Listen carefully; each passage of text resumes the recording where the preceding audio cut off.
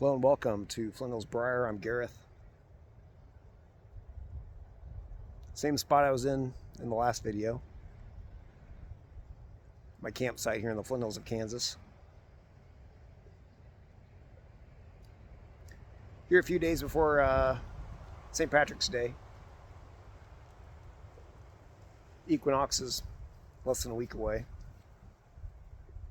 But I wanted to do a video while I was sitting out here talking about one of my many epic outdoor epics.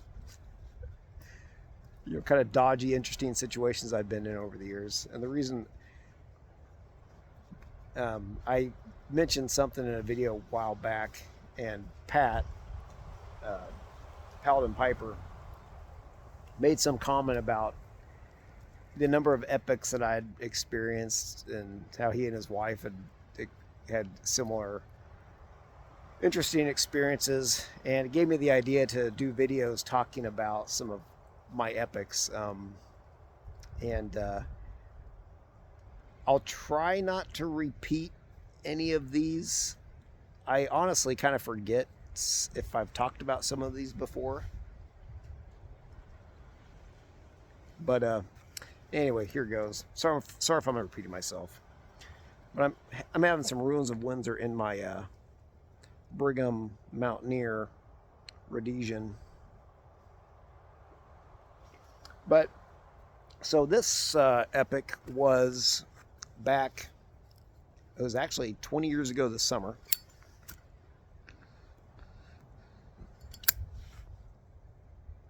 Back in 2005, I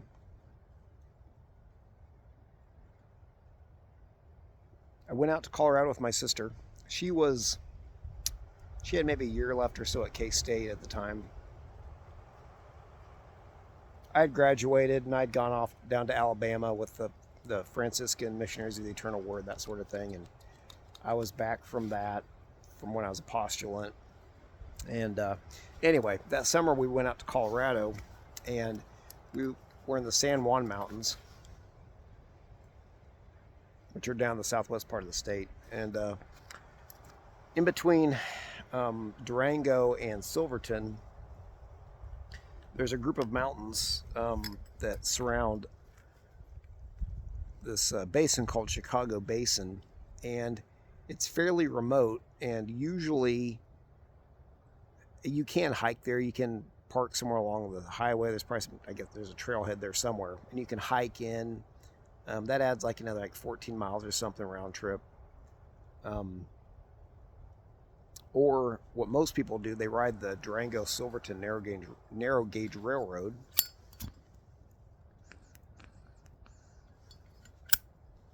Up from Durango, and then they stop at a little stop called Needleton.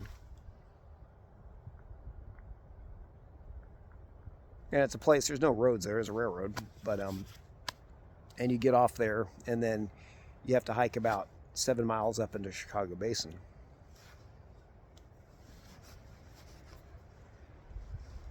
The reason we went up there, I wanted to go visit Chicago Basin anyway, but there's 3 14ers up there, 3 mountains that are 14,000 feet or higher. There's nothing in Colorado that's over 14,000 something. But there's Sunlight Peak, Windom, and Mount Elois. I think that's how you pronounce it. But so there's 3 14ers up there. We hiked up, and I was carrying, I had a heavy tent. I'm sure I didn't pack as lightly as I should have, so the hike in was miserable as backpacking hiking used to be for me. It's a general rule. But we hiked up. We got a campsite that was really above tree line. You wouldn't want to really camp any further up. And the first morning after we woke up in the basin there, or above the basin, we started off after Sunlight Peak, and this would have been like late July. There was still some snow around that was, in the process of melting out. So there was some pretty low key snow slopes that we had to traverse across. Nothing too steep, but we had our ice axes, that sort of thing. We didn't have crampons or anything. Didn't really need them. But we made our way up Sunlight Peak, which was, yeah, it took some route finding and all that. And it was one point in time we weren't really having the best of luck finding the kind of the normal path of least resistance. And I remember looking at this one little, very steep, basically vertical chimney or something, and it was fairly exposed. You wouldn't want to fall off of this thing, and the thought popped into my head like, well, maybe that would go, and I'm glad we didn't even try that. It wasn't the route.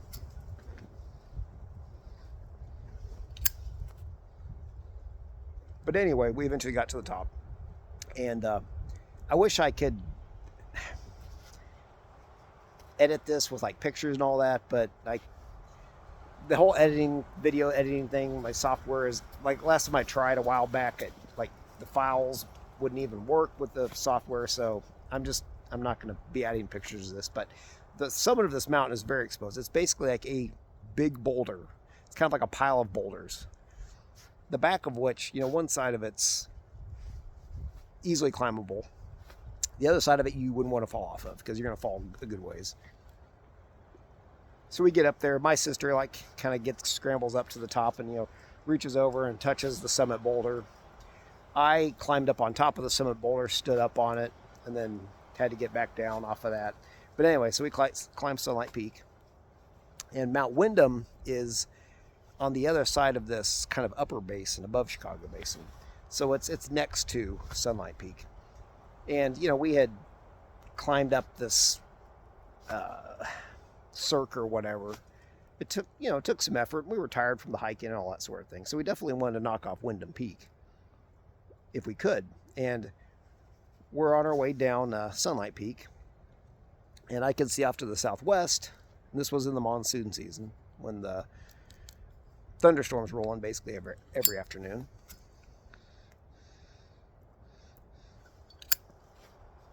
I could see off to the southwest, over like the Four Corners area, the monsoon thunderstorms were rolling in. The sky was getting dark down there. And I knew that the best thing to probably do would be to just go back to our camp, call it good. But I look across the basin, the upper basin, and I can still see climbers going up Windom. So for some dumb reason, I thought, well, there's people still going up Windom. That should be okay, right? So we climbed up Windom, or started climbing up Windom. And it was obvious by the time we got over on Windom that time was definitely limited. And we trucked up that thing quite quickly.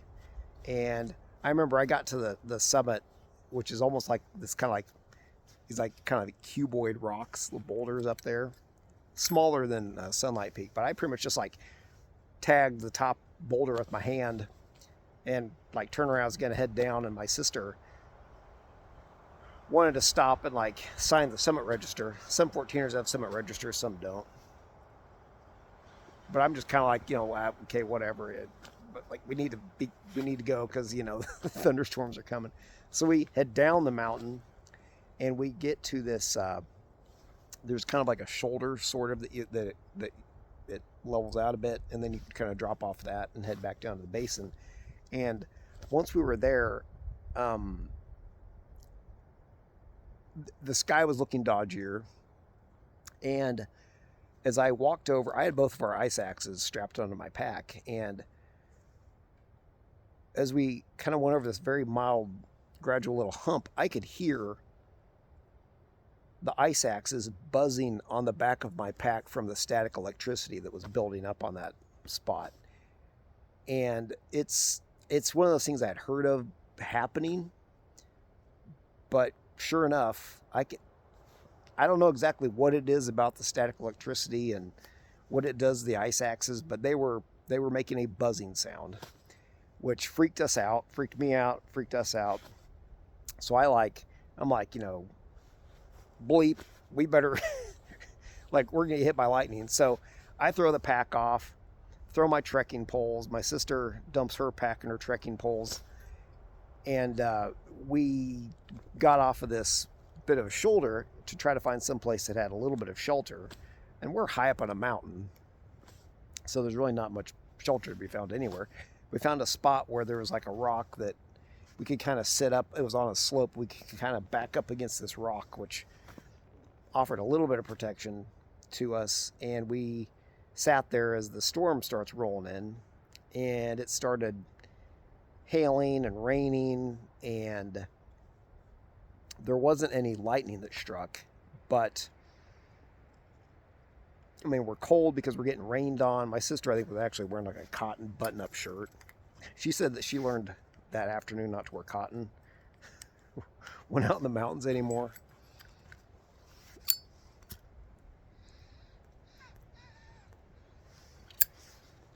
We both still had our climbing helmets on, which was good because they protected our heads from the hail. And the sound of hail beating down on a plastic climbing helmet is very loud. So our backs were protected because we're up against this rock. And I remember I grabbed like this kind of like flat rectangular rock and kind of held it over my legs, because that at least kind of helped my lap and my legs from getting beat up by hailstones. And this whole time I'm thinking, like, why have I let us get into this situation? Like, why did I think that, oh, well, there's other people heading up the mountain, it must be okay, right?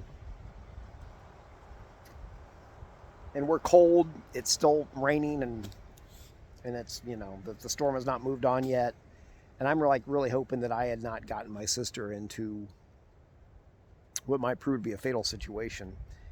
And I'm praying and all that sort of thing, and just hoping and praying. And eventually the rain and the hail stopped. Maybe, I don't know if the rain completely stopped, but it stopped enough that it didn't seem like we were in such danger of getting hit by lightning. So I ran back up the slope, collected our packs and our poles and everything, and we headed on down to our camp.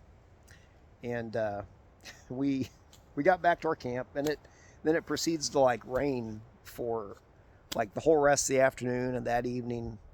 I mean, the good thing is though, there's a little bit of a break somewhere there, but the person that was up at camped in an actual campsite that was close to where we were, just above it, she had moved out.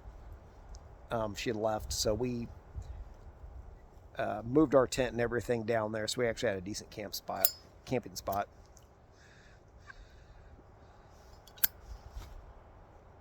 So basically the rest of that afternoon, that evening, we just spent in the tent. I cooked our supper in the tent with my jet boil, just heating up water and pouring it the freeze-dried food, that sort of thing. But that campsite, it was just loaded with mountain goats. The next morning, there's just goats all over the place. So the next morning, we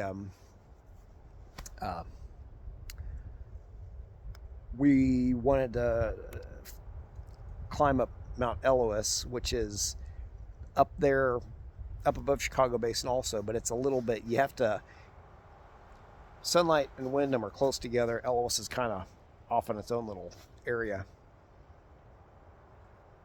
So we were heading up it, and I could see out into the distance some clouds and stuff that were coming. Nothing like the day before, but it freaked me out, and I was kind of gun shy because of what happened after the day before. So I actually made a good choice and decided to turn around. So we started heading back down, and as we were making our way down, a group came up, and a group of like 3 or 4 ladies that were like wildflower guides or something at Crested Butte. And for years after that, it become like a joke with my sister and I. Like, she would say that, yeah, maybe I just want to become a wildflower guide in Crested Butte. But anyway, they were headed up, and they weren't really worried about the weather. So I kind of looked at things and reconsidered, and it seemed okay, and not in like a kind of a let's make a stupid decision sort of way. So we headed up and we summited Ellis. So I'm glad that we went up that way. Came back down, had no problem with the weather. Um,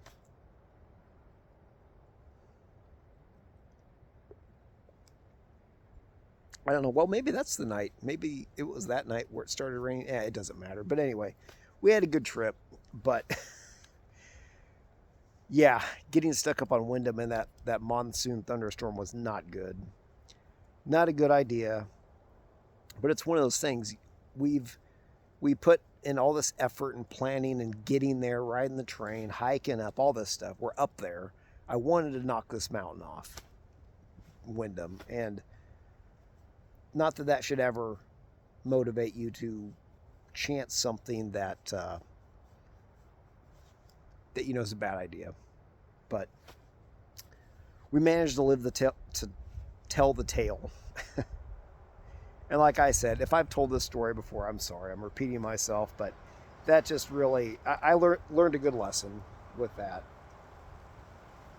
As well as lessons that you kind of have to sometimes learn more than once, but, you know, to make good decisions and to not let the actions of others really play into your decision-making process. But anyway, that's the whole Chicago Basin 14ers Mount Windom hailstorm epic story. But I'm Gareth with, oh yeah, so I want to do more of these. I have like a list of epics that I've run into, so hopefully there'll be more to come with this. But thanks for joining me. I'm Gareth with Flint Hills Briar. I'll see you next time.